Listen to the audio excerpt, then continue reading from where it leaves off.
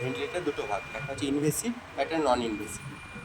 Invasive কখন? যখন আমরা পেশেন্টের মধ্যে টিউব ভরে ইনভেসিভ প্রসিডিওরে আমরা পেশেন্টকে ব্রিথ দিচ্ছি, সেটা ইনভেসিভ প্রসিডিওর, ইনভেসিভ ভেন্টিলেশন।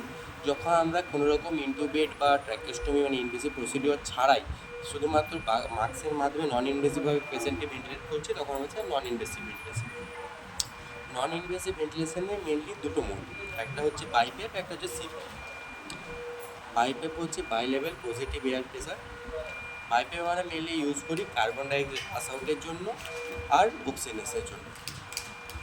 যদি পেশেন্টের কার্বন ডাইঅক্সাইড হাই থাকে আপ টু 50 এবং অক্সিজেন যদি লো থাকে বা নর্মাল থাকলেও এই কার্বন ডাইঅক্সাইড ওয়াশ আউট করার জন্য আমরা বাইপেপ ইউজ করছি। বাইপেপে আমরা দুটো প্রেশার দিচ্ছি, একটা ইন্সপিরেটরি প্রেশার, একটা এক্সপিরেটরি প্রেশার। আর সিপেপ আমরা মেনলি ইউজ করি অক্সিজেনেশনের জন্য। অর্থাৎ পেশেন্টের এমন একটা পজিশনে চলে গেল যখন আমরা এনআরবিএম দ্বারাও অক্সিজেন মেনটেন করাতে পারছি না, আর এই দিক থেকে বাইপেপ দিলে পেশেন্টের ও কার্বন ডাইঅক্সাইডটা লস হওয়ার সম্ভাবনা, সেইটাই আমরা সিপেপ দিচ্ছি যাতে পেশেন্টের অক্সিজেনেশনটা ঠিকমতো হয়। তারপর হচ্ছে আমাদের ইনভেসিভ ইনভেসিভ ভেন্টিলেশন। ইনভেসিভ ভেন্টিলেশনে মেনলি তিনটে। ইনভেসিভ ভেন্টিলেশন কাজ করছে দুটো মেথডে, একটা হচ্ছে ভলিউম কন্ট্রোল, একটা হচ্ছে প্রেসার কন্ট্রোল।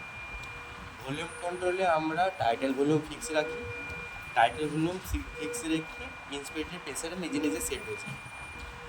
আর একটা হচ্ছে প্রেসার কন্ট্রোল। প্রেসার কন্ট্রোলে আমরা ইন্সপিরেটরি প্রেসারটা সেট রাখি, ইন্সপিরেটরি প্রেসারের ফলে টাইটেল ভলিউমটা নিজে নিজে সেট হয়েছে। এবার হচ্ছে মোড। ইনভেসিভ ভেন্টিলেশনে মোট 4 রকমের মোড। একটা হচ্ছে সিএমভি, কন্ট্রোল ম্যান্ডেটরি ভেন্টিলেশন। একটা হচ্ছে এসিএমভি, অ্যাসিস্ট কন্ট্রোল ম্যান্ডেটরি ভেন্টিলেশন। একটা হচ্ছে এসআইএমভি, সিঙ্ক্রোনাইজ ইন্টারমিডিয়েট ম্যান্ডেটরি ভেন্টিলেশন। আর হচ্ছে স্পন্টেনিয়াস।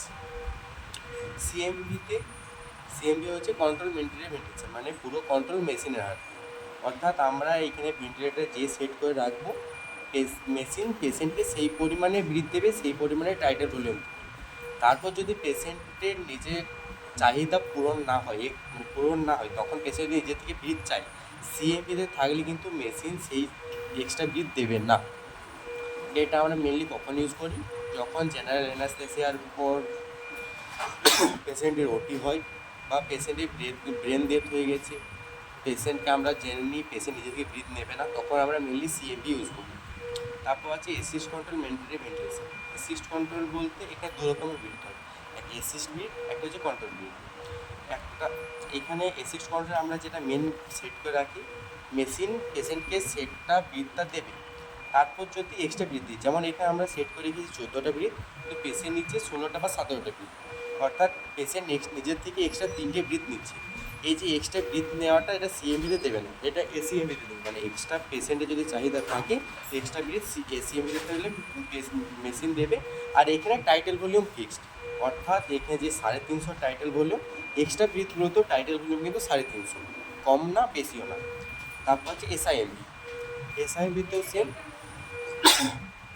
পেশেন্ট যদি নিজের থেকে চায় মেশিন এক্সট্রা ব্রিথ দেবে, কিন্তু এখানে কনসেপ্ট শুধুমাত্র আলাদা। এসিএমভিতে টাইটেলগুলো ফিক্স থাকে, এখানে টাইটেলগুলো কোনো রকম ফিক্স থাকে না। এসআইএমভিতে দিলে আমরা একটা প্রেসার সাপোর্ট সেট করি,